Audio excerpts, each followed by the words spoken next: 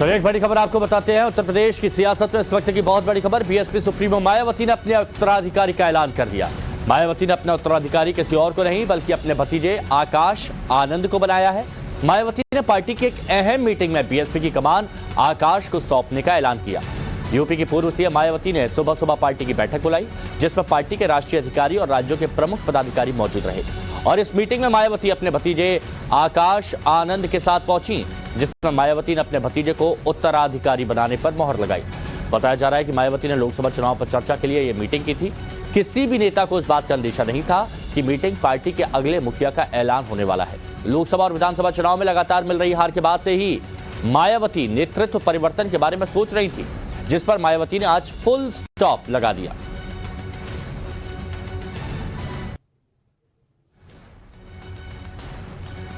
तो भतीजे आकाश आनंद को बीएसपी की अब कमान सौंप दी गई है मायावती की तरफ से। मायावती ने पार्टी मीटिंग में इस बारे में फैसला लिया है।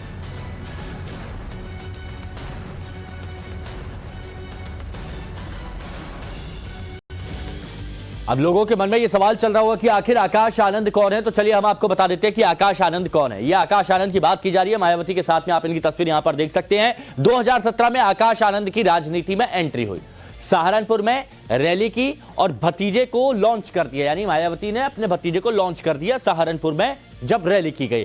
पहली बार मंच पर मायावती के साथ में आकाश आनंद दिखे, पहली बार। तब से लोग कयास लगा रहे थे। आकाश फिलहाल पार्टी के नेशनल कोऑर्डिनेटर हैं। और आकाश आनंद के बारे में बात करें तो गुड़गांव से स्कूलिंग की, लंदन से एमबीए की उन्होंने पढ़ाई की।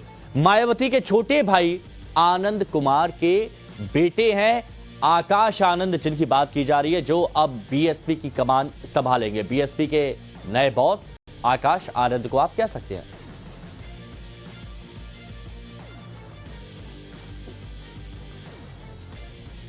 तो बीएसपी में नेतृत्व परिवर्तन पर पार्टी नेता उदयवीर सिंह ने क्या कहा, वो भी हम आपको सुनाते हैं। संगठन को केवल लोकसभा में लग जाने के लिए कहा है। लोकसभा की तैयारी शुरू कर दी गई है और उसमें जाकर अपने क्षेत्र में काम करिए सभी लोग। आकाश आनंद जी को क्या जिम्मेदारी? उन्हें बहन जी ने कहा कि मेरे न रहने के बाद ये पार्टी के उत्तराधिकारी होंगे। कहीं पे उनको तैयारियों के लिए लगाया गया है? तैयारियों के लिए जो राज्य कमजोर है वहाँ माननीय आकाश आनंद जी काम करेंगे। यूपी उत्तराखंड में नहीं, यूपी उत्तराखंड में नहीं, अन्य राज्यों में है जो कमजोर राज्य है उनमें काम। मनीष यादव लखनऊ से जुड़ गए हमारे सहयोगी हमारे साथ। मनीष, कितना अंतर दिखेगा बीएसपी में आकाश आनंद के बॉस बनने के बाद? देखिए, अब तक हिमांशु जो इतिहास रहा है 2012 के बाद से लगातार 5 चुनाव बीएसपी हार चुकी है। ऐसे में बहुत जरूरी था कि बीएसपी में एक सेकंड लाइन हो नेताओं की, जो बीएसपी को संभाले, जो जनाधार बीएसपी ने खोया उसे वापस लाने में मदद करे। लेकिन लगातार हम देखते चले आ रहे हैं बीएसपी से नेताओं के जाने का सिलसिला जारी है। कोई नया नेता बीएसपी में आता दिखाई नहीं दे रहा है। ऐसे में संभावनाएं बहुत सीमित हो गई थी बीएसपी की। लेकिन अब आकाश आनंद को आगे करके मायावती ने यूथ लीडरशिप में एक नया मैसेज दिया है। पश्चिम में जो भीम आर्मी के नेता हैं चंद्रशेखर, वो लगातार जो बीएसपी का वोट बैंक है उस पर नजर गड़ाए हुए थे, लेकिन बहुत ज्यादा कमाल वो भी नहीं दिखा पाए। लेकिन बीएसपी में अब आकाश आनंद के आ जाने से एक उम्मीद बीएसपी के नेताओं को बनी है। जो बाहर मीटिंग से निकलकर नेता आए, उनसे जैसी हमारी बातचीत हुई हिमांशु, उनका यही कहना था कि अब एक नया स्पार्क यूथ जुड़ सकेगा, क्योंकि पुरानी पीढ़ी जो मायावती के दौर की थी वो धीरे धीरे ढलने की ओर है। तो ऐसे में बहुत जरूरी था कि एक युवा शक्ति बीएसपी को संभाले, और वही मायावती ने उत्तराधिकारी घोषित करके काम किया है।